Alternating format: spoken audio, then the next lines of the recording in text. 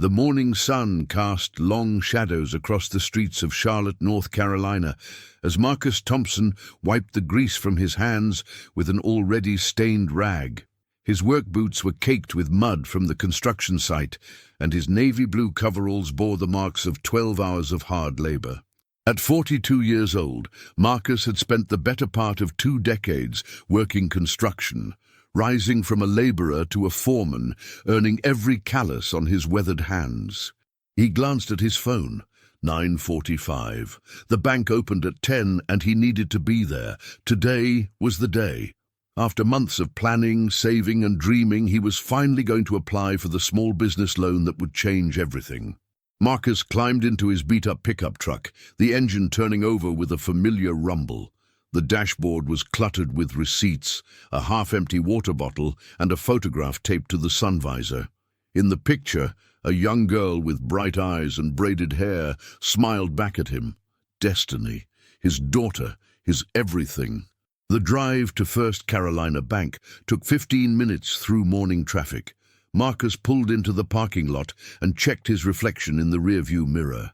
His face was streaked with dust, and his close-cropped hair was matted with sweat beneath the hard hat he'd just removed. He should have gone home to shower first, he knew that. But the construction site was running behind schedule, and his shift supervisor had only given him a 2-hour window to handle his personal business. Besides, he thought, this was a bank, not a fashion show. They would look at his numbers, not his appearance. At least that's what he told himself as he pushed through the heavy glass doors. The interior of First Carolina Bank was everything Marcus expected from a financial institution in the upscale Myers Park neighborhood. Marble floors gleamed under recessed lighting. Potted plants added touches of green to the otherwise sterile environment. Well-dressed customers sat in leather chairs, tapping on smartphones while waiting for their names to be called. Marcus approached the reception desk, where a young woman with blonde hair and a practiced smile looked up from her computer screen. Her name tag read, Brittany. "Good morning, sir. How can I help you today?" "Morning. I have an appointment at 10 o'clock, Marcus Thompson. I'm here about a business loan application." Brittany's smile flickered, almost imperceptibly, as her eyes traveled from his dirty boots to his stained coveralls. She recovered quickly, her professional demeanor snapping back into place. "Of course, Mr. Thompson. Please have a seat and someone will be with you shortly." Marcus nodded and made his way to the waiting area. He chose a seat slightly apart from the other customers, suddenly conscious of the contrast between his work clothes and their business attire. A woman in a designer suit wrinkled her nose and shifted away from him, pulling her handbag closer. He tried not to let it bother him. He'd dealt with worse. Growing up in the housing projects of East Charlotte, Marcus had learned early that the world would judge him before he ever opened his mouth. But he'd also learned that hard work could overcome almost any obstacle. His father had taught him that before cancer had taken him when Marcus was just 17. "Mr. Thompson?" Marcus looked up to see a young man in a crisp white shirt and navy tie approaching him. "I'm Kevin. I'll be escorting you to Mr. Harrison's office. He's our senior loan officer and branch manager." "Thank you." Marcus followed Kevin through a maze of cubicles and offices, passing employees who barely glanced up from their screens. They stopped in front of a corner office with floor-to-ceiling windows and a brass nameplate that read, "Richard Harrison, branch manager." Kevin knocked twice before opening the door. "Mr. Harrison, your 10 o'clock is here, Marcus Thompson." The man behind the desk looked up from a stack of papers. Richard Harrison was in his mid-50s, with silver hair combed back from a high forehead and steel-grey eyes that seemed to catalogue everything in their path. His charcoal suit was perfectly tailored, his burgundy tie knotted with geometric precision. A gold wedding band gleamed on his left hand, and a Rolex watch peeked from beneath his French cuffs. "Send him in." Kevin stepped aside, and Marcus entered the office. He extended his hand as he approached the desk. "Mr. Harrison, thank you for meeting with me." Harrison glanced at Marcus's outstretched hand, noting the grease embedded in the creases of his palm, the dirt beneath his fingernails. He hesitated for just a moment before accepting the handshake, releasing it as quickly as possible. "Please have a seat, Mr. Thompson." The pause before his name was subtle, but unmistakable. Marcus had heard that pause his entire life. It was the sound of judgment, of assumptions being made before a single word was spoken. He settled into one of the leather chairs facing the desk, trying to ignore the way Harrison reached for a bottle of hand sanitizer the moment he sat down. "So," Harrison began, shuffling through a folder on his desk, "you're here about a small business loan." "Yes, sir. I've been working in construction for 20 years, the last 8 as a site foreman. I've saved up a good amount, and I'm looking to start my own contracting business, Thompson Construction." Harrison's eyebrows rose slightly. "Your own business? That's quite ambitious." "I've been planning it for a long time. I've got the experience, the contacts, and I've already lined up 3 potential contracts if I can get the initial capital." "And how much are you looking to borrow?" $75,000. Harrison leaned back in his chair, his fingers steepled beneath his chin. "That's a significant amount, Mr. Thompson, especially for a first-time business owner." "I understand that, sir, but I've done my homework. I've got a detailed business plan, financial projections, and letters of intent from potential clients. I also have collateral." Marcus reached into the worn leather satchel he'd brought with him, pulling out a thick folder of documents. He placed them on the desk, the papers crisp and professionally organized despite the condition of his hands. Harrison made no move to pick up the folder. "Mr. Thompson, I appreciate your enthusiasm, but I have to be honest with you. Loans of this size require extensive vetting. Credit history, income verification, collateral assessment. These things take time. I've got all of that in the folder, sir. My credit score is 742. I've been employed continuously for the past 20 years. I own my home outright, paid off the mortgage 3 years ago, and I've got $50,000 in savings that I'm willing to invest in the business myself." For the first time, a flicker of surprise crossed Harrison's face. "You own your home outright?" "Yes, sir. It was my mother's house. She left it to me when she passed. I could have sold it for a quick profit, but I chose to stay. It's where I'm raising my daughter." "Your daughter?" "Destiny, she's 12. It's just the 2 of us." Harrison's expression shifted, something complicated passing behind his eyes. "A single father, that must be challenging."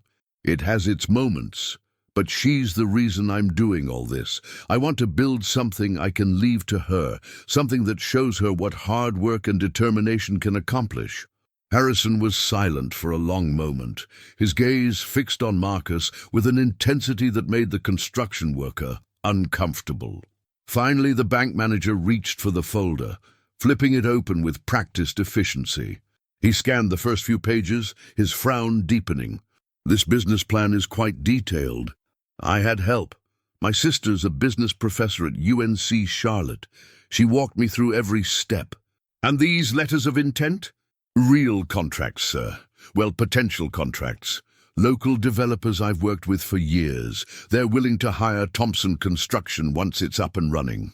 Harrison continued to flip through the documents, his expression unreadable. Marcus watched him, trying to gauge his reaction, but the bank manager's face was a mask of professional neutrality. After what felt like an eternity, Harrison closed the folder and set it aside. "Mr. Thompson, I'm going to be direct with you." Marcus braced himself. "Your documentation is impressive. Your credit score is excellent. Your employment history is solid. On paper, you're exactly the kind of borrower we want to work with. But—" Harrison leaned forward, his hands folded on the desk.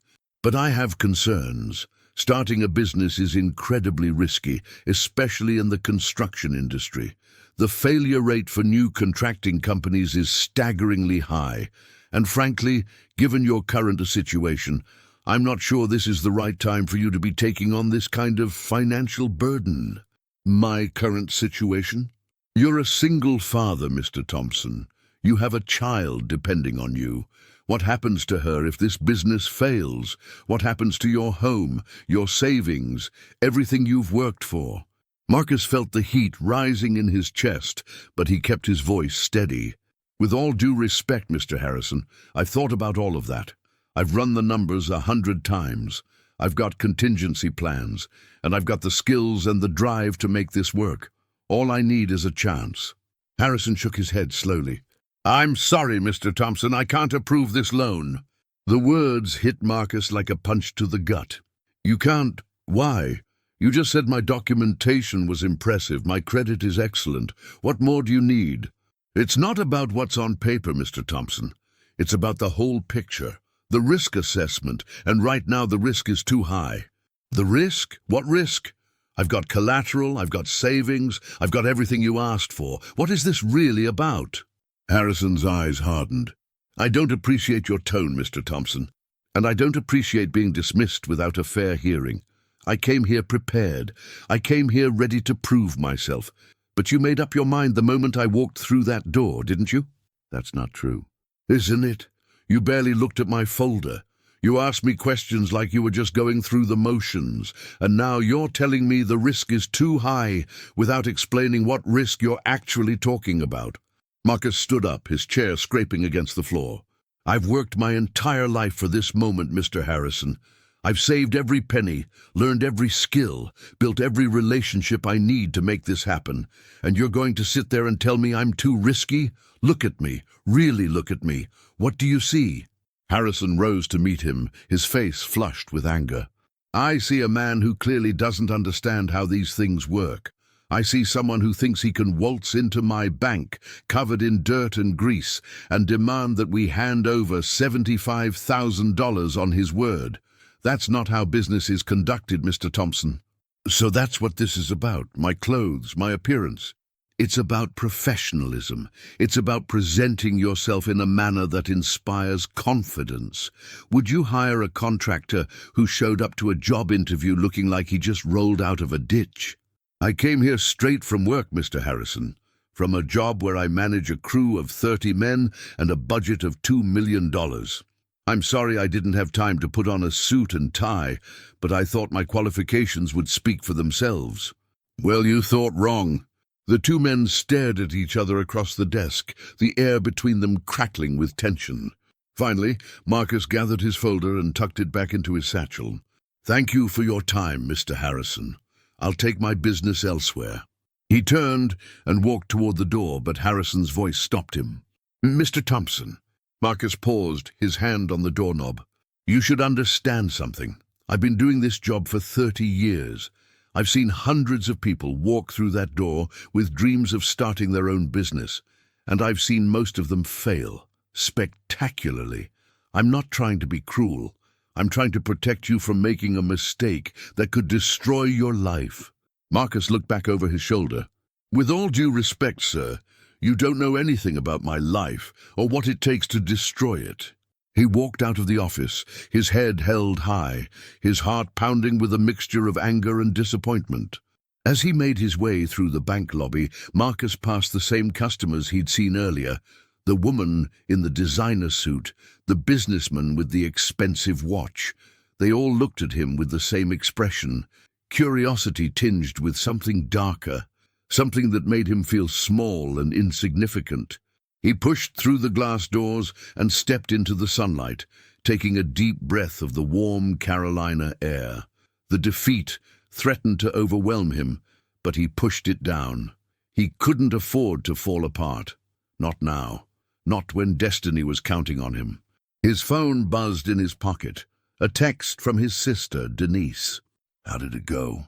Marcus stared at the screen for a long moment before typing his reply. They turned me down. Can we talk later? The response came almost immediately. I'm so sorry, Marcus. Come by the house tonight. I'll make dinner. He pocketed his phone and climbed back into his truck, the leather seat creaking beneath him. As he sat there in the parking lot, staring at nothing in particular, he thought about everything he'd sacrificed to get to this point. The long hours, the missed holidays, the years of saving and planning and dreaming. And for what? To be dismissed by some smug banker who couldn't see past the dirt on his clothes. Marcus slammed his palm against the steering wheel, the truck rocking with the force of his frustration. It's not over, he muttered to himself. It's not over. He started the engine and pulled out of the parking lot, his jaw set with determination. Harrison might have won this round, but Marcus Thompson wasn't finished. Not by a long shot. The afternoon sunlight streamed through the windows of Denise Thompson's house in the University City neighborhood, casting warm patterns across the hardwood floors. The smell of fried chicken and collard greens filled the air as Marcus sat at the kitchen table, watching his sister move efficiently between the stove and the counter. And he just dismissed you, without even really looking at your paperwork? Denise's voice was tight with controlled anger. At 45, she was 3 years older than Marcus, with the same determined set to her jaw and the same fire in her eyes. Her natural hair was pulled back in a professional bun, and her reading glasses dangled from a chain around her neck. Pretty much. Made some comments about my appearance, said the risk was too high, and that was that. The risk was too high. Marcus, your numbers are solid. I helped you put that business plan together myself. There's nothing risky about it. Tell that to Mr. Richard Harrison. Denise shook her head, stabbing at the chicken in the pan with more force than necessary. This is exactly the kind of discrimination that makes my blood boil. You know what this is, right? You know why he really turned you down? I know what it looks like, but I can't prove anything. Of course you can't. That's how it works. They don't say it outright anymore. They just make up excuses about risk and professionalism and whatever else sounds legitimate. Meanwhile, they're handing out loans to white boys in polo shirts who've never worked a day in their lives. Marcus sighed, rubbing his temples. I just don't know what to do, Denise. I've tried 3 other banks already this year. Same story every time. My credit's great. My plan is solid. But somehow the answer is always no. Destiny appeared in the doorway, her backpack slung over one shoulder. She was tall for 12, with her mother's cheekbones and her father's serious eyes. Dad, are you okay? Marcus forced a smile. I'm fine, baby girl. Just talking to your aunt about some grown-up stuff. Destiny walked over and wrapped her arms around his neck from behind. Did the bank say no again? Marcus's smile faltered. How did you know about that? I heard you on the phone last week. You were talking about the loan. Marcus reached up and squeezed her hand. Yes, sweetheart, they said no again, but it's okay. We're going to figure it out. Destiny was quiet for a moment, her chin resting on top of his head. I could get a job, she said finally. I'm old enough to babysit, or I could mow lawns or something. Marcus felt his throat tighten. Baby, you don't need to worry about that. Your job is to focus on school and be a kid. Let me handle the rest. But I want to help. I know you do, and that means everything to me, but trust me, okay? Your dad's got this. Destiny hugged him tighter. I know you do, Dad. You're the strongest person I know. After dinner, Marcus helped Denise with the dishes while Destiny sat at the table doing her homework. The clink of plates and the soft scratch of pencil on paper were the only sounds for a long while. Finally, Denise broke the silence. Have you thought about going to a credit union instead of a traditional bank? I've considered it, but they usually have lower lending limits. I don't know if they could do 75,000. What about investors, silent partners? Marcus shook his head. They don't know anyone with that kind of money who'd be willing to take a chance on me. Denise handed him a wet plate to dry. What about going back to First Carolina and demanding to speak to someone above Harrison? You think that would help? It might. He's the branch manager, but he's not the only decision-maker. There's got to be a regional supervisor or something. Marcus considered this as he placed the dried plate in the cabinet. Maybe, but I don't want to make a scene. I've got my reputation to think about. If I go in there causing trouble, word could get around to other banks, other potential clients. So what? You're just going to let him get away with it? I didn't say that. I just need to be smart about how I handle it. Denise turned off the water and dried her hands, facing her brother with her arms crossed. Marcus, I love you. You know that, but sometimes you're too patient for your own good. You've been playing by the rules your whole life, and what has it gotten you? A bunch of closed doors and polite rejections. It's gotten me a home that's paid off, a daughter who's thriving, and a skill set that's in demand all over this city. And yet here you are, begging for a loan that you more than qualify for. Marcus set down the dish towel, meeting his sister's gaze. "Oh, what do you want me to do, Denise? Storm in there and start making accusations? File a lawsuit? How's that going to help Destiny?" Maybe it would show her that her father doesn't roll over when he gets knocked down. The words stung, and Denise immediately looked like she regretted them. "I'm sorry, that was out of line." "Yeah, it was." They stood in awkward silence until Destiny looked up from her homework. "Aunt Denise, Dad, are you guys fighting?" "No, baby," Marcus said quickly. "We're just having a discussion. Adults do that sometimes." Destiny didn't look convinced, but she returned to her worksheet. Marcus lowered his voice. "Look, I appreciate what you're trying to do. I really do. But I've been handling things my own way for a long time, and it's worked out okay. I'm not going to start burning bridges just because one guy decided to be difficult." "One guy? And what about the 3 other banks that turned you down? Were they all just being difficult too?" Marcus didn't have an answer for that. Denise's expression softened. "I just hate seeing you get pushed around. You deserve better than this." "I know, and I'll get there, just not today." He picked up the dish towel and resumed drying. The conversation effectively closed. But Denise's words echoed in his mind long after he and Destiny had driven home. The Thompson house was a modest 2-story colonial in the Eastland neighborhood. The lawn was neatly trimmed, the paint fresh. It wasn't much compared to the mansions in Myers Park, but it was his. After Destiny went to bed, Marcus sat alone in the living room, staring at the folder of documents he'd brought to the bank. All that work, and it hadn't mattered. He thought about what Harrison had said, about risk, about professionalism.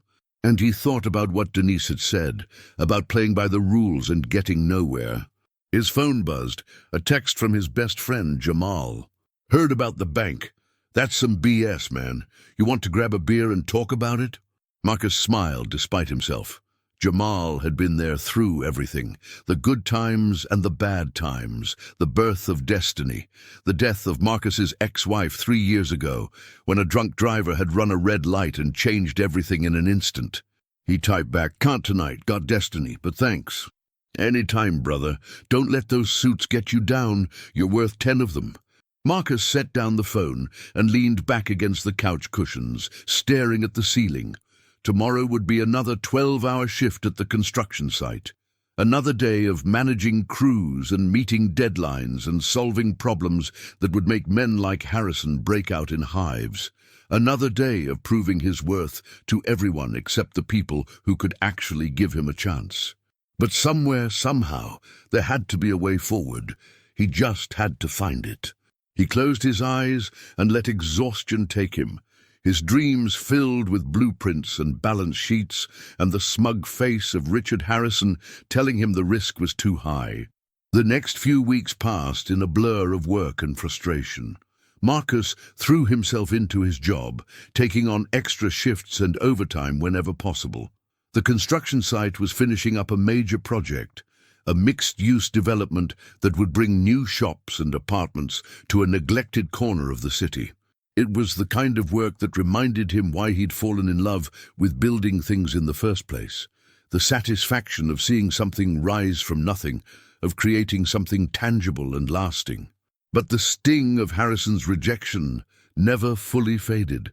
Every time Marcus drove past a new building going up, he thought about Thompson Construction.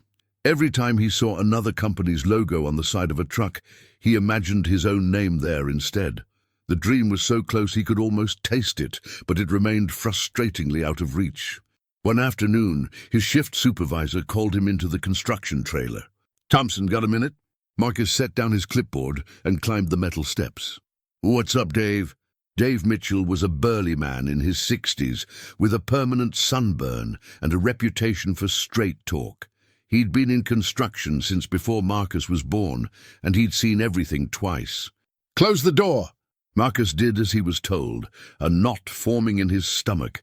Closed-door meetings were rarely good news.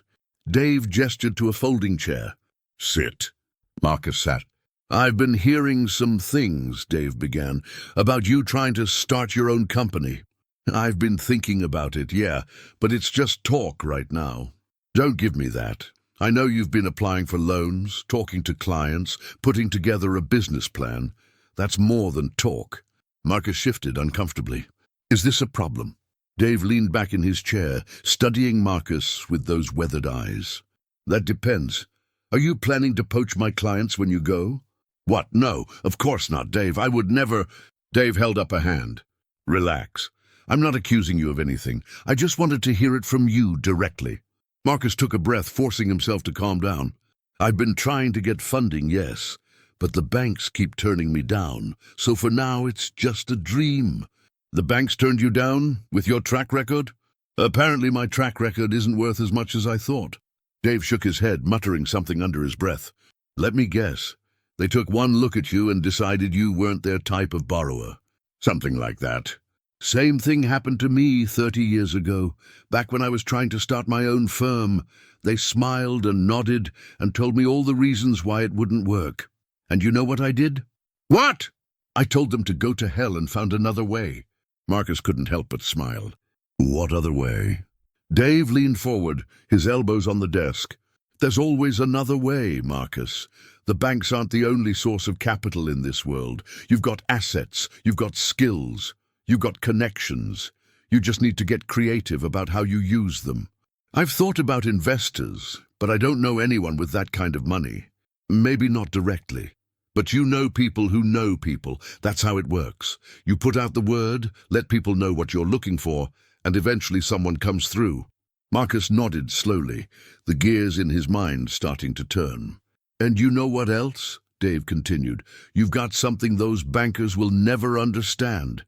You got the respect of everyone on this site, every contractor, every subcontractor, every electrician and plumber and HVAC guy who's ever worked with you knows you're the real deal. That's worth more than any credit score. I appreciate that, Dave, I really do. I'm not just blowing smoke, Thompson. I'm telling you the truth. When you do get that company off the ground, and you will, you're going to have people lining up to work with you because they know you're fair, you're honest, and you get the job done. Marcus felt something shift inside him, a tiny crack in the wall of doubt that had been building since Harrison's rejection. Thank you, Dave. That means a lot. Don't thank me. Just remember me when you're running a multi-million-dollar operation. I expect a nice Christmas bonus. They both laughed, and Marcus stood up to leave. But Dave stopped him with one more question. This bank that turned you down, which one was it? First Carolina, the one on Morrison Boulevard. Dave's expression darkened. Harrison's branch? You know him? I know of him. That man has a reputation around here, and not a good one. Marcus frowned. What kind of reputation? Let's just say he's got a pattern. A lot of minority-owned businesses have walked out of that bank with the same story you're telling me. Solid credentials, rejected anyway. You're saying he's... I'm saying there's a reason his branch has the lowest approval rate for small business loans in the region. And it's not because people aren't qualified. Marcus stood very still, processing this information. If that's true, why hasn't anyone done anything about it? Because it's hard to prove. He's careful, never says anything that could be held against him legally, just makes up excuses and moves on to the next applicant. So he just gets away with it? Dave shrugged. For now. But guys like that always slip up eventually. Someone catches them on a hot mic, or a paper trail surfaces, or they push the wrong person too far. It's just a matter of time. Marcus thought about this all the way home that evening. The anger that had faded to a dull ache flared up again, hot and urgent.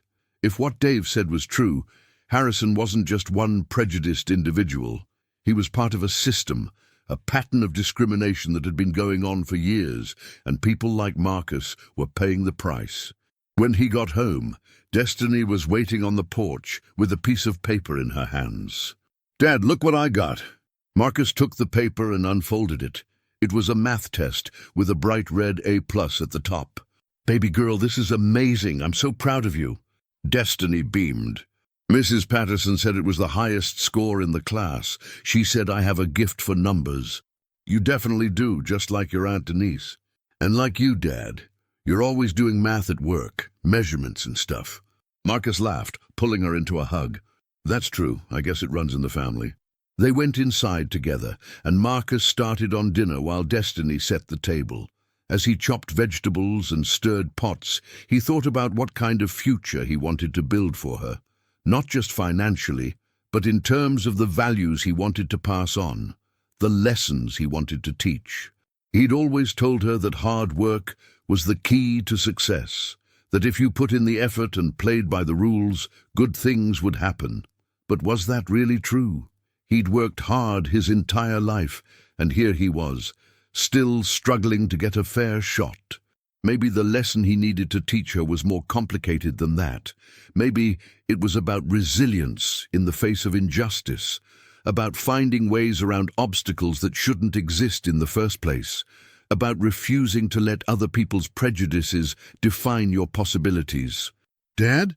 Marcus looked up from the cutting board. "Yes, sweetheart?" "Are you okay? You seem sad." He set down the knife and walked over to where she was standing, crouching down to her eye level. "I'm okay, baby. I've just got a lot on my mind. Adult stuff." "Is it about the bank again?" "Kind of, but you don't need to worry about that." Destiny's face was serious, older than her years. "I heard what Aunt Denise said about the man at the bank, about why he really said no."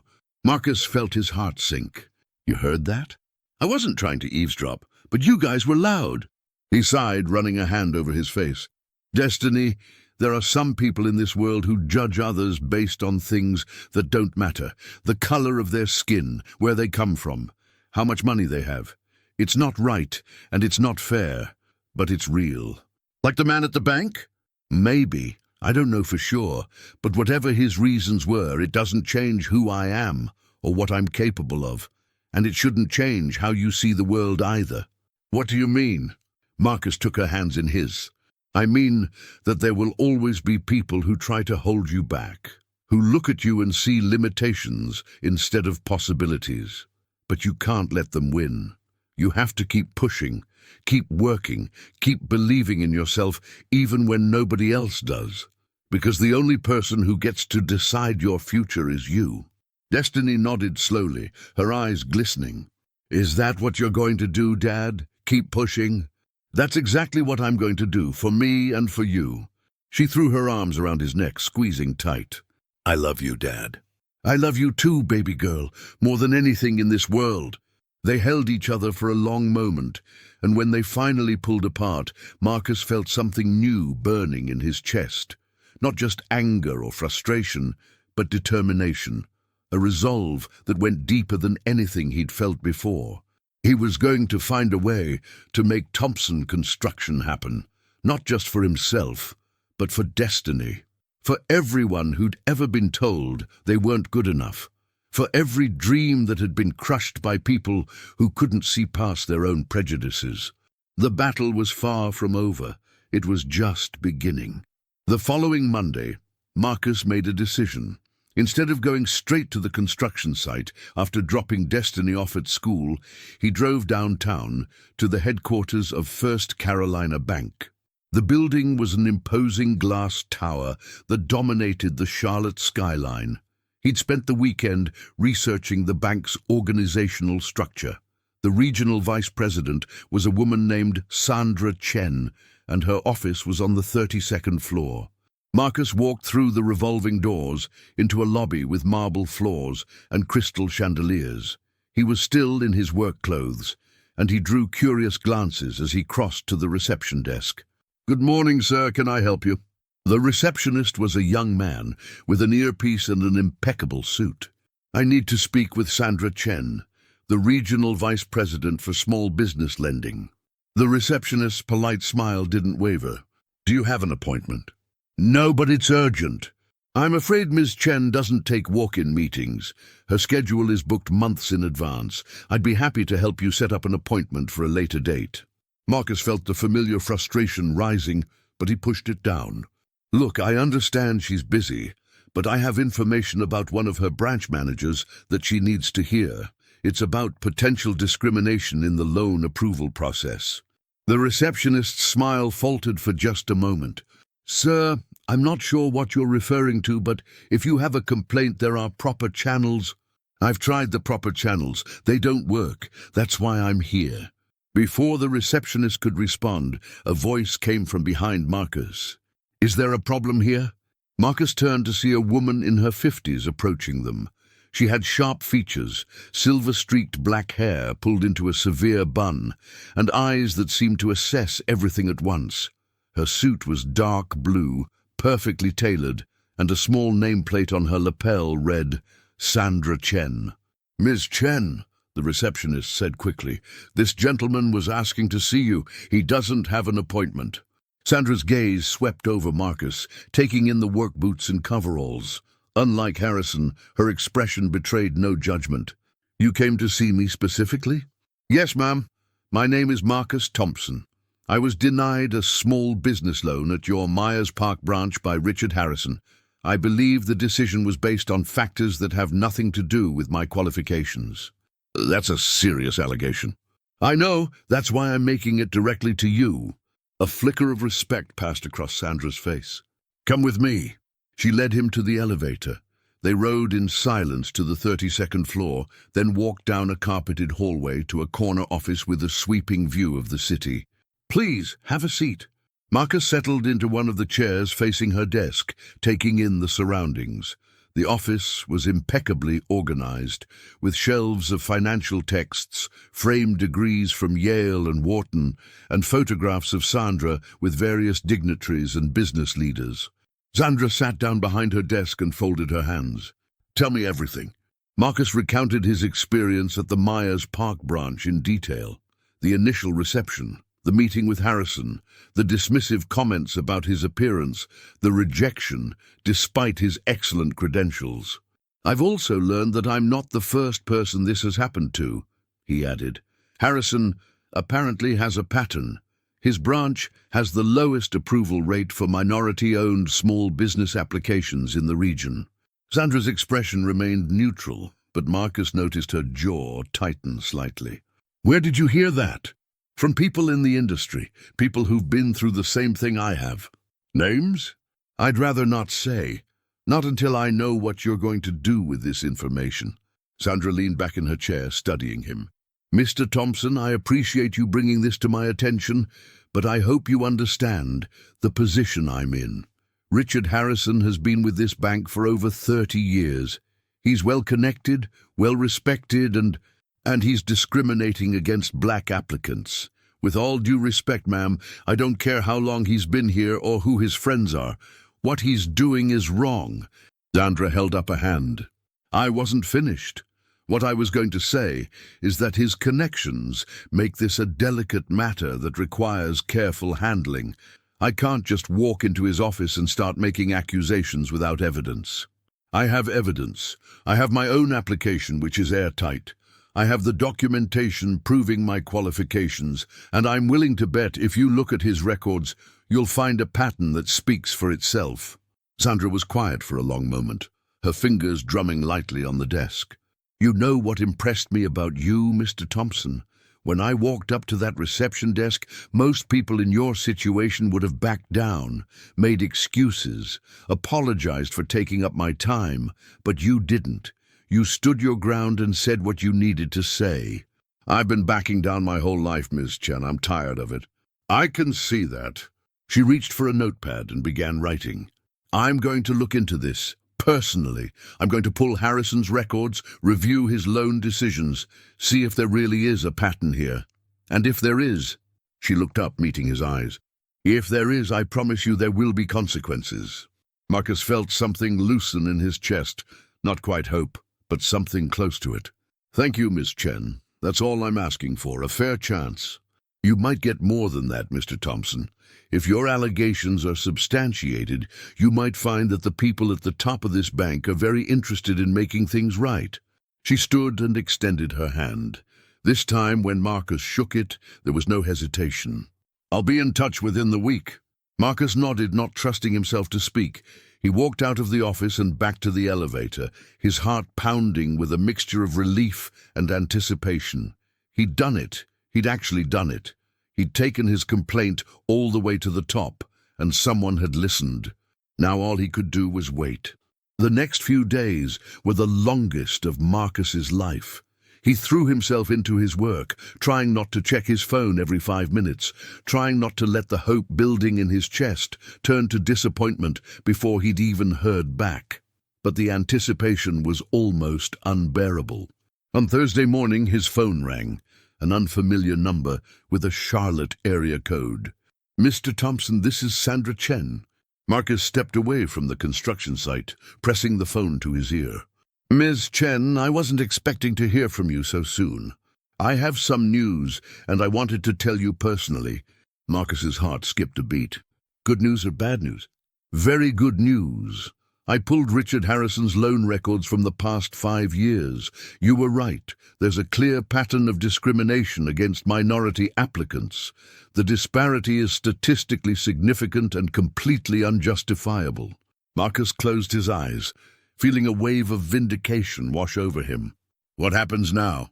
"Richard Harrison has been placed on administrative leave, effective immediately. A formal investigation is underway, and I expect it will result in his termination and possible criminal charges. Additionally, I've personally reviewed your loan application, and I'm pleased to tell you that it's been approved. You'll have the full $75,000 in your business account within the next 5 business days." For a moment, Marcus couldn't speak, couldn't breathe. "Mr. Thompson, are you still there?" "I'm here, I don't know what to say." "You don't need to say anything. You spoke up when most people would have stayed silent, and because of that, we've been able to identify a serious problem in our organization. This bank owes you a debt of gratitude." "I didn't do it for gratitude. I did it because it was the right thing to do." "I know, that's what makes it even more valuable." There was a pause, and when Sandra spoke again, her voice was softer. "I hope this is the beginning of a very successful business for you, Mr. Thompson.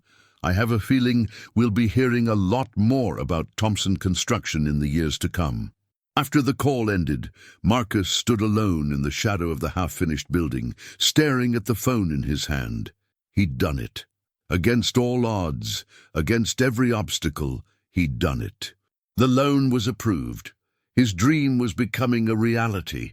And somewhere in an office on Morrison Boulevard, Richard Harrison was learning that actions have consequences. That evening, Marcus picked Destiny up from school with a smile on his face that he couldn't wipe off. "Dad, you look weird. What's going on?" "I have some news, baby girl, big news." He waited until they were in the truck, the engine idling, before he told her. "The bank approved my loan. Thompson Construction is officially happening." Destiny's eyes went wide. "For real? They said yes?" "They said yes." She shrieked with joy, throwing her arms around him across the center console. "Dad, that's amazing! I knew they would! I knew it!" Marcus hugged her back, breathing in the familiar scent of her shampoo and feeling his heart nearly burst with joy. "It wasn't easy, sweetheart, but we made it happen, together. Does this mean you won't have to work at the construction site anymore?" "It means I'll be building my own construction sites, my own buildings, my own legacy." Destiny pulled back, her face shining with pride. "I'm so happy for you, Dad. You deserve this. You deserve everything good." That night, they celebrated with pizza and ice cream. And when Destiny went to bed, Marcus sat alone on the porch, watching the stars come out one by one. He thought about his father, who had worked himself to the bone for a family who never knew how hard he struggled. He thought about his mother, who had held everything together with nothing but love and determination. He thought about his ex-wife, who had believed in him even when he couldn't believe in himself. And he thought about Destiny, his reason for everything. The road ahead wouldn't be easy. Starting a business never was. There would be challenges and setbacks and moments when he questioned every decision. But for the first time in a long time, Marcus Thompson felt ready. Ready to build something that would last. Ready to prove that hard work and integrity still mattered. Ready to show his daughter what was possible when you refused to give up. The first light of dawn was just beginning to creep over the Charlotte skyline when Marcus walked into the new office space he'd rented for Thompson Construction. It was a small storefront in the Noda Arts District, nothing fancy, but it had good bones and plenty of potential. Just like him. 3 months had passed since the loan came through. 3 months of permits and paperwork and planning. 3 months of building something from the ground up, not with hammers and nails, but with phone calls and handshakes and sheer force of will. The office was still mostly empty. A desk, a couple of chairs, a file cabinet holding all the documents that made this dream legal and official. On the wall behind the desk hung a single framed photograph. Destiny's school picture from the previous year. Her smile bright enough to light up the room. Marcus set down his coffee and booted up the ancient laptop he'd bought second-hand from a pawn shop. The screen flickered to life, displaying the spreadsheet he'd been working on the night before. Client projections, supply costs, labor estimates. The numbers swam before his eyes, but he forced himself to focus. The first contract was set to begin in 2 weeks. A small renovation project for a local restaurant referred to him by one of his former colleagues. It wasn't much, but it was a start, a proof of concept. If he could deliver quality work on time and under budget, word would spread. Bigger contracts would follow. At least that was the plan. A knock on the door made him look up. Through the glass, he could see a familiar face, Jamal Washington, his best friend since middle school, holding 2 takeout cups of coffee and wearing his usual easy grin. Marcus unlocked the door and let him in. "You know I already have coffee." "That's gas station coffee. This is the good stuff from that place on Central." Marcus accepted the cup gratefully. "You didn't have to do that." "Yeah, I did. It's your first day in the new office. We got to celebrate." Jamal looked around the sparse room, nodding approvingly. "Not bad, brother. Not bad at all. Little paint, some furniture. This place is going to look legit. That's the goal." Jamal dropped into one of the chairs, stretching his long legs. "So how's it feel, being your own boss?" "Honestly, terrifying?" Jamal laughed. "That's how it's supposed to feel. My uncle always said, if you're not scared, you're not doing it right." "Your uncle also filed for bankruptcy twice." "Okay, maybe don't take all his advice, but the point stands. This is a big deal, Marcus. You should be proud of yourself." Marcus sat down behind the desk, wrapping his hands around the warm coffee cup. "I'll be proud when I actually complete a job. Right now, it's just a room and a dream. A room, a dream, and $75,000. Don't forget the money." "How could I forget? I check the bank account about 10 times a day, just to make sure it's still there." "Paranoid." "Cautious, there's a difference." They sat in comfortable silence for a moment, the morning sun streaming through the windows and casting long shadows across the floor. "You hear anything more about that bank manager?" Jamal asked finally. "The one who tried to shut you down?" Marcus nodded slowly. "Sandra Chen called me last week. He's been terminated. They're also looking into potential civil rights violations. Apparently I wasn't the only one who complained." "Damn. So he's really done?" "Looks that way." Jamal shook his head, his expression somewhere between satisfaction and anger. "Good. Guys like that, they think they can just push people around because of how they look. About time somebody pushed back. I just wish it hadn't taken this long. Who knows how many people he turned away before me? How many businesses never got started because some guy in a suit decided they weren't worth the risk?" "You can't think about that, Marcus. You can only control what you can control, and you controlled the hell out of this situation. You went up against the system, and you won." Marcus took a long sip of coffee, letting the warmth spread through him. "I don't know if I'd call it winning. Not yet.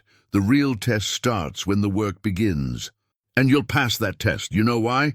"Why?" Jamal leaned forward, his eyes serious. "Because you're the hardest working person I've ever known. Because you don't quit, even when everything's against you. Because you've got more talent in your little finger than most people have in their whole body. Thompson Construction is going to be huge, Marcus. I'm talking citywide, statewide, maybe even national." Marcus couldn't help but laugh. "Let's start with the restaurant renovation and go from there." "That's what I'm saying, one step at a time. But mark my words, brother, this is just the beginning." The renovation project went well. Better than well, actually. Marcus came in under budget and ahead of schedule, and the restaurant owner was so impressed that she recommended him to 3 other business owners in the neighborhood. Within a month, Thompson Construction had more work than Marcus could handle on his own. He started hiring. First, a couple of guys from his old construction site who'd heard about his new venture and wanted in. Then, a few younger workers who were just starting out in the trade, eager to learn from someone with Marcus's experience. By the end of the 3rd month, he had a crew of 8 and a reputation that was spreading fast. The work was hard, but it was satisfying in a way that working for someone else had never been. Every nail he drove, every wall he framed, every problem he solved was for himself and his employees, for Thompson Construction, for the legacy he was building. Destiny watched it all with wide-eyed wonder. She'd come by the office after school sometimes, doing her homework at the folding table in the corner while Marcus made calls and reviewed contracts. She'd peppered him with questions about the business, about construction, about everything. "Dad, what's a subcontractor?" "A subcontractor is someone who does specialized work that we don't do ourselves, like electricians or plumbers. We hire them for specific parts of a job." "And what's a change order?" "That's when the client wants to make changes after the project has already started. Usually means more work and more money." "Do you like change orders?" Marcus smiled. "I like getting paid, but I'd rather have a solid plan from the beginning." One evening, after a particularly long day, Marcus came home to find Destiny waiting for him on the porch with a serious expression on her face. "What's wrong, baby girl?" "Nothing's wrong. I just want to talk to you about something." They went inside and sat down at the kitchen table, the same table where Marcus had received the news about the loan, where so many important conversations had taken place over the years. "Okay, I'm listening." Destiny took a deep breath. "I want to help with the business." "You already help. You keep me organized. You remind me about appointments." "No, I mean really help, like officially. I want to learn how to do what you do." Marcus studied his daughter's face, the determination in her eyes so like his own. "You're 12 years old, Destiny." "I know, but I'm smart and I work hard and I want to learn. Please, Dad, let me be part of Thompson Construction." Marcus thought about all the reasons to say no. She was too young. She had school to focus on. The construction industry was no place for a child. But then he thought about what this business meant, about the values he wanted to pass on, about the kind of woman he wanted Destiny to become. "Okay," he said finally, "but on my terms." Destiny's face lit up. "Really, you mean it?" "I mean it. But you're going to start at the bottom, just like everyone else. You're going to learn the business from the ground up. And if your grades slip even a little, you're out. Deal?" Destiny threw her arms around him. "Deal, thank you, Dad. You won't regret this." Marcus hugged her back, laughing despite himself. "I better not." Over the following weeks, Destiny proved herself to be exactly the kind of employee Marcus needed. She organized files, answered phones, and asked questions that made even Marcus stop and think. She had a natural head for numbers, just like her aunt, and she quickly became invaluable to the day-to-day operations. The crew loved her. They treated her like a little sister, teaching her about tools and materials, letting her sit in on planning meetings, explaining the ins and outs of the construction trade. She absorbed it all like a sponge, her curiosity seemingly endless. One afternoon, Marcus was reviewing blueprints for a new project when his phone rang. He didn't recognize the number, but something made him answer anyway. "Mr. Thompson, this is Jennifer Walsh from Charlotte Business Magazine.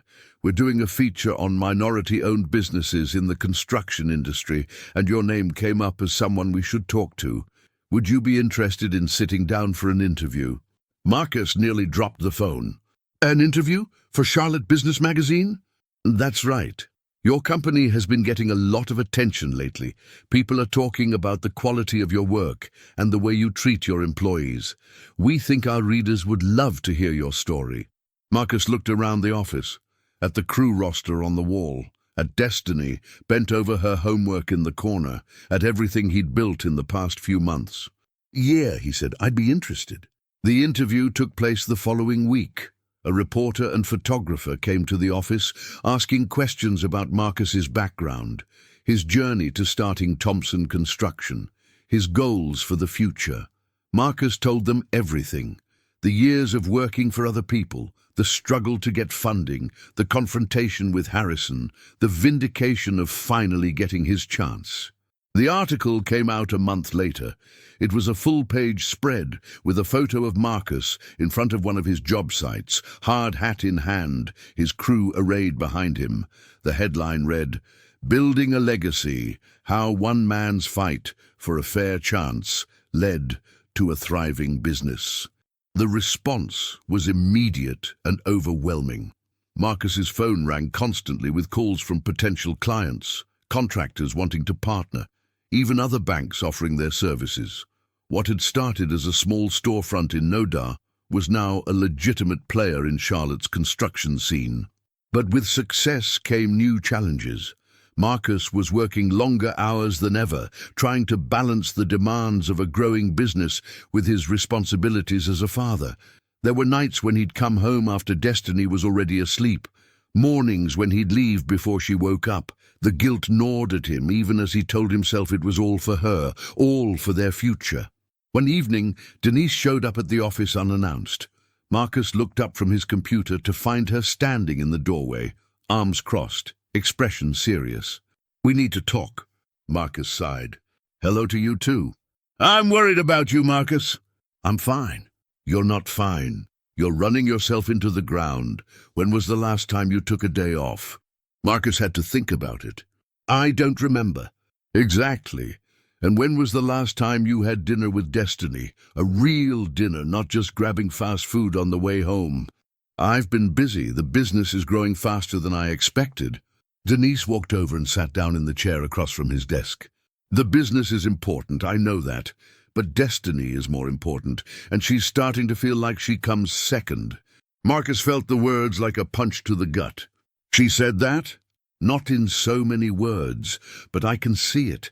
She's been spending more time at my house after school. She says it's because she doesn't want to be alone in an empty house." Marcus closed his eyes, the guilt surging up stronger than ever. "I didn't realize. I've been so focused on making this work." "I know you have, and I'm proud of you. But you can't build a legacy for your daughter while losing your relationship with her. That's not how it works." They sat in silence for a long moment. Finally, Marcus nodded. "You're right, I need to make some changes." "What kind of changes?" "I don't know yet, but I'll figure it out." Denise reached across the desk and squeezed his hand. "That's all I wanted to hear." That night, Marcus came home early for the first time in weeks. He found Destiny in the living room, working on a school project, her face lighting up with surprise when she saw him. "Dad, you're home early. I wanted to spend some time with you, if that's okay." Destiny's smile was answer enough. They ordered Chinese food and ate on the couch, watching movies and talking about nothing and everything.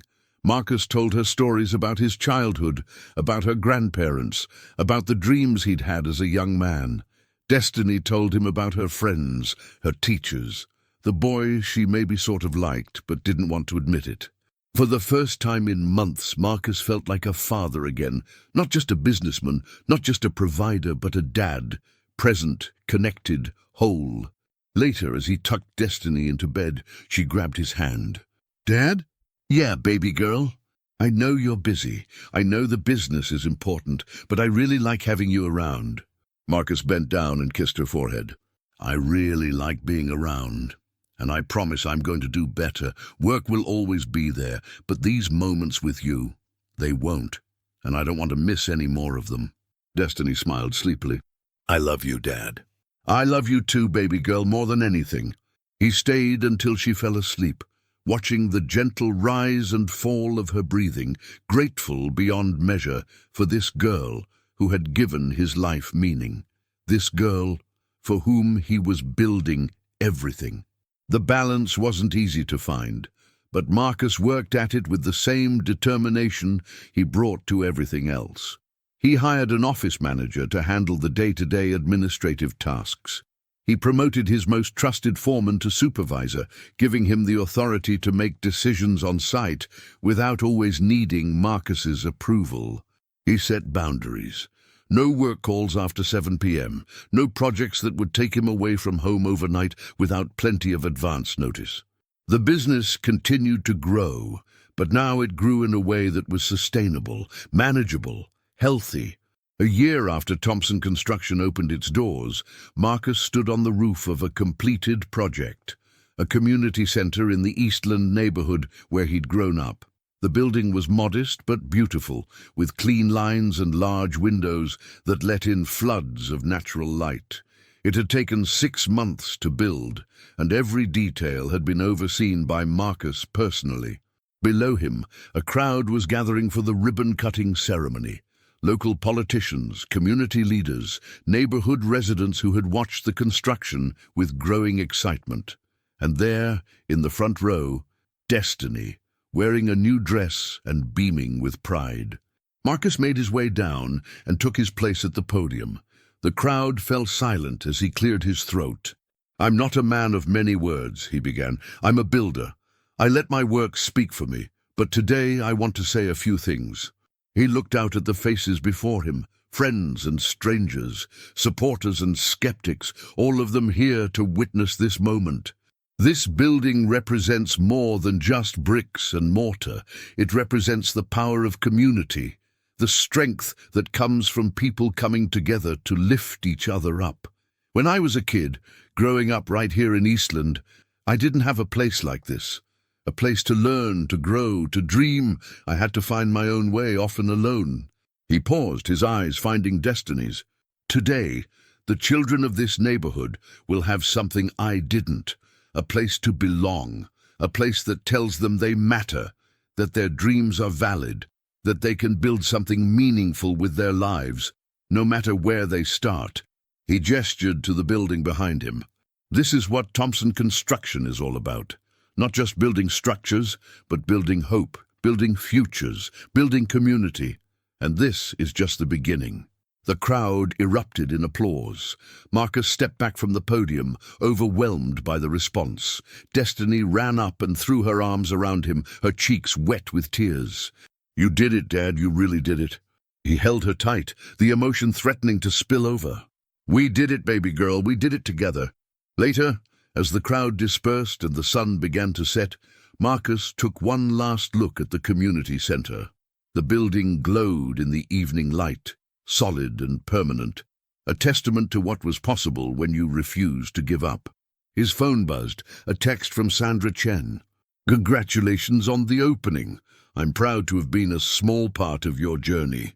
Marcus smiled and typed back, "Thank you for believing in me when no one else would." Her response came almost immediately. "You believed in yourself. I just opened a door. You're the one who walked through it." He pocketed the phone and took Destiny's hand, leading her toward the car. "Ready to go home?" "Yeah, but Dad." "Can we get ice cream on the way?" Marcus laughed, the sound rich and full and free. "I think we can arrange that." They walked together through the gathering dusk, father and daughter, their shadows stretching long behind them.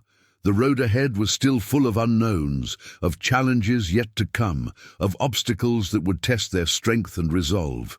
But for this moment, everything was exactly as it should be. Marcus Thompson had built something real, something lasting, something that would endure long after the buildings themselves crumbled to dust. He had built a legacy. 2 years later, Thompson Construction had grown from a scrappy startup to one of the most respected contracting firms in the Charlotte metropolitan area. The company now employed over 40 people, worked on projects ranging from residential renovations to commercial developments, and had a reputation for quality, integrity, and fair dealing that made it the contractor of choice for businesses and community organizations throughout the region. But for Marcus, the greatest measure of success wasn't the revenue numbers or the client list or the industry awards that had started to accumulate on the shelf in his new, larger office. It was the moment when Richard Harrison walked through his door. Marcus almost didn't recognize him. The former bank manager had aged significantly in the 2 years since their confrontation. His silver hair had thinned, his shoulders had slumped, and there was a haunted quality to his eyes that hadn't been there before. He wore a rumpled sport coat over a golf shirt, a far cry from the immaculate suits Marcus remembered. "Mr. Thompson, thank you for agreeing to see me." Marcus gestured to a chair. "I almost didn't. My assistant thought it was a prank call. Richard Harrison wanting to meet with Marcus Thompson. She didn't believe it." Harrison sat down, his hands clasped in his lap like a penitent in church. "I wouldn't have believed it either a few years ago. So why are you here?" Harrison took a deep breath. "I'm here to apologize. For what I did to you, for what I did to a lot of people over a lot of years. It was wrong, and I'm sorry." Marcus studied the man across from him, searching for any sign of insincerity, any hint that this was just another power play. But all he saw was a broken man trying to find some kind of peace. "What happened to you, Harrison, after the bank let you go?" Harrison's laugh was bitter. "Everything fell apart. The investigation uncovered things I'd been hiding for decades, not just the loan discrimination, but financial improprieties, conflicts of interest, the works. I lost my job, my pension, my reputation. My wife left me. My kids won't return my calls." "I'm sorry to hear that." "Are you really?" Marcus considered the question. "I'm not happy about your suffering. That's not who I am, but I'd be lying if I said I wasn't glad the truth came out. What you did hurt a lot of people, destroyed a lot of dreams." "I know, and I have to live with that for the rest of my life." Harrison leaned forward, his eyes earnest. "I'm not here to ask for your forgiveness. I know I don't deserve it. I'm here because I need you to understand something. I need you to know why I did what I did." Marcus raised an eyebrow. "You think there's an explanation that would make it okay?" "No, but maybe there's one that helps it make sense." He paused, collecting himself. "I grew up poor, Mr. Thompson, dirt poor. My father worked in a factory, my mother cleaned houses. We lived in a trailer park outside of Gastonia, and everyone around us treated us like trash. Lazy, stupid, worthless. That's what the world told us we were." "Go on." "When I got into banking, it was my ticket out, my chance to prove that I was better than where I came from, and for a long time, that's all I wanted, to rise as high as I could, to accumulate as much power and money as possible, to make sure no one ever looked down on me again. And somewhere along the way, you started looking down on other people." Harrison nodded slowly. "I told myself I was just making smart business decisions, evaluating risk, being pragmatic, but the truth is, I was scared. Scared that if I gave chances to people who looked like they came from where I came from, it would remind everyone of where I came from. So I shut them out. I told myself they weren't qualified, they weren't professional, they weren't ready. But really, I was just protecting my own fragile ego." He looked up at Marcus. "You reminded me of myself, you know. That day you came into my office, the determination, the ambition, the refusal to accept no for an answer. I saw my younger self in you, and it terrified me. Because if you could succeed, if someone could come from nothing and build something real, then what excuse did I have for all the compromises I'd made?" Marcus was silent for a long moment. "That's a hell of a thing to admit." "It's the truth. I've had a lot of time to think about it, and I've come to understand that the problem wasn't the people I turned away. The problem was me, my own fear and insecurity, poisoning everything I touched." Harrison stood up, extending his hand. "I know I can't undo what I did, but I hope you can take some comfort in knowing that your refusal to back down didn't just change your life. It changed mine too. Made me confront things I'd been running from for decades." Marcus looked at the outstretched hand, the same hand that had reached for sanitizer after their first handshake, the same hand that had signed the rejection of his loan application. He stood up and grasped it firmly. "I forgive you, Richard, not because you deserve it, but because holding on to anger only hurts me, and I've got too much to be grateful for to waste energy on bitterness." Harrison's eyes glistened. "Thank you, Marcus. You're a better man than I ever was." I'm just a man trying to do right by his family and his community, same as everyone else." He released Harrison's hand and walked him to the door. "What are you going to do now?" "I'm not sure. Maybe volunteer somewhere. Try to give back a little of what I took. Try to make amends if that's even possible." "It's possible. It's always possible. That's the thing I've learned. As long as you're breathing, you can still change course, still build something worth building." Harrison nodded, his expression thoughtful. "Thank you, Marcus, for hearing me out, for giving me a chance to say what I needed to say. Take care of yourself, Richard." Harrison walked out of the office and out of Marcus's life. They never spoke again. The years continued to pass. Thompson Construction expanded, taking on bigger projects, hiring more employees, establishing itself as a cornerstone of the Charlotte business community. Marcus became a mentor to young entrepreneurs, particularly those from backgrounds like his own, helping them navigate the challenges of starting a business in a world that often seemed stacked against them. Destiny grew up as children do. She graduated from high school as valedictorian, gave a speech that made Marcus cry in front of hundreds of people, and went on to study business at UNC Chapel Hill. She worked for Thompson Construction during her summers, learning the trade from the ground up, just as Marcus had promised. On the day she graduated from college, Marcus threw a party at the community center he'd built in Eastland, the same community center where he'd first articulated his vision for what Thompson Construction could become. Friends and family gathered to celebrate, including Denise, who had retired from teaching and now spent her time writing books about entrepreneurship, and Jamal, who had started his own successful landscaping company with Marcus's help. Marcus stood up to give a toast, his glass raised high. "To my daughter, Destiny Thompson, the smartest, strongest, most determined person I've ever known. You've made me proud every single day of your life, and I know you're going to do amazing things. Whatever path you choose, I'll be there cheering you on." Destiny stood up and hugged him, whispering in his ear, "I've already chosen, Dad. I want to come work for Thompson Construction, full-time. I want to help you build the legacy." Marcus pulled back, looking into her eyes. "Are you sure?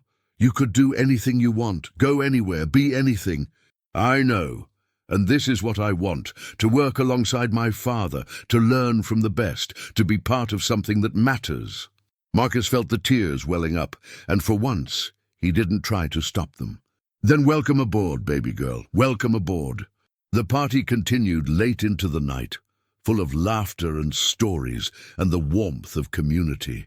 When it was finally over and the last guests had gone, Marcus and Destiny sat alone on the steps of the community center, watching the stars come out one by one. "Dad?" "Yeah?" "Do you ever think about what would have happened if that bank manager hadn't turned you down? If everything had just gone smoothly from the beginning?" Marcus considered the question. "Sometimes. But you know what? I'm glad it happened the way it did, not because the struggle was fun, but because it made me appreciate what I have. Every success means more because I know how hard it was to earn. Every achievement reminds me that I didn't give up when giving up would have been easy." "And what about Harrison? Do you ever think about him?" "Sometimes. I hope he found some peace. I hope he made something of the second chance he was looking for. But honestly, I don't spend much time worrying about it. His story is his to write. Mine is mine." Destiny leaned her head against his shoulder. "What's the next chapter of your story, Dad?" Marcus smiled, looking out at the city lights spread below them like a constellation brought to earth. "I don't know, baby girl, but I know it's going to be good. As long as I've got you, and this business and this community, everything is going to be just fine."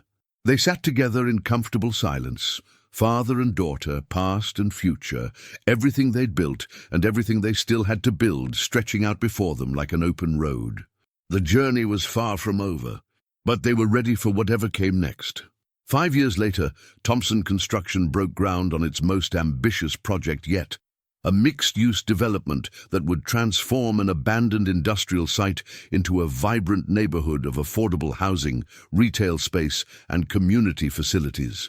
It was the kind of project Marcus had dreamed about since the very beginning, a chance to reshape the city in ways that would benefit everyone, not just the wealthy few. The groundbreaking ceremony was attended by hundreds of people, including the mayor, the city council, and representatives from community organizations across Charlotte. Marcus stood at the podium, looking out at the crowd, seeing faces he recognized and faces he didn't, all of them united by a common hope for what this project could mean. 20 years ago, he began, I was a construction worker with a dream. I wanted to build something of my own, something that would last, something that would make a difference in people's lives. But when I tried to turn that dream into reality, I was told I wasn't good enough. I was judged not by my qualifications or my character, but by the color of my skin and the dirt on my clothes. He paused, letting the words sink in. I could have given up then. A lot of people in my position would have, but I had something that kept me going. I had a daughter who believed in me, a sister who pushed me to fight, a community that lifted me up when I couldn't lift myself. He gestured to the site behind him, the bulldozers and cranes waiting to begin their work. This project is the culmination of that journey. It's a testament to what's possible when we refuse to let other people's prejudices define our potential. It's proof that where you start doesn't have to determine where you finish. He looked at Destiny, who was standing in the front row, now a successful executive in her own right, leading the commercial development division of Thompson Construction. But more than that, it's a gift to the next generation, to the kids growing up in neighborhoods like the one I grew up in, wondering if they have a place in this world. I want them to look at this development and know that yes, they do. They have a place, they have a voice, they have a future. The crowd erupted in applause. Marcus stepped back, overwhelmed by the response, feeling decades of struggle and sacrifice crystallize into this single, perfect moment. Later, as the ceremony wound down and the crowd began to disperse, Destiny found him standing alone at the edge of the site, looking out at the empty land that would soon be transformed. "Penny for your thoughts, Mr. Thompson." He smiled. "Just thinking about how far we've come, and how far we still have to go. Any regrets?" Marcus shook his head. "Not a single one. Every setback, every obstacle, every moment of doubt, it all led here, and I wouldn't trade any of it." Destiny slipped her arm through his. "Well, you know what Mom would say if she could see this?" Marcus felt the familiar ache of loss, softened now by time, but never fully gone. What would she say? She'd say, "That's my Marcus, always building something." He laughed, the sound catching in his throat. Yeah, she would. They stood together, watching the sun set over the site, painting the sky in shades of orange and purple and gold. Tomorrow, the work would begin, the planning and the problem-solving and the endless decisions that came with a project of this scale. But for now, in this moment, there was only gratitude. Gratitude for the journey that had brought him here. Gratitude for the people who had walked it with him. And gratitude for the future, stretching out bright and full of possibility. Marcus Thompson had started with nothing but a dream, and the stubborn refusal to let that dream die. And now, looking at everything he'd built, he understood something profound. The dream had been worth it. Every sacrifice, every struggle, every moment of doubt, worth it. And the best was yet to come.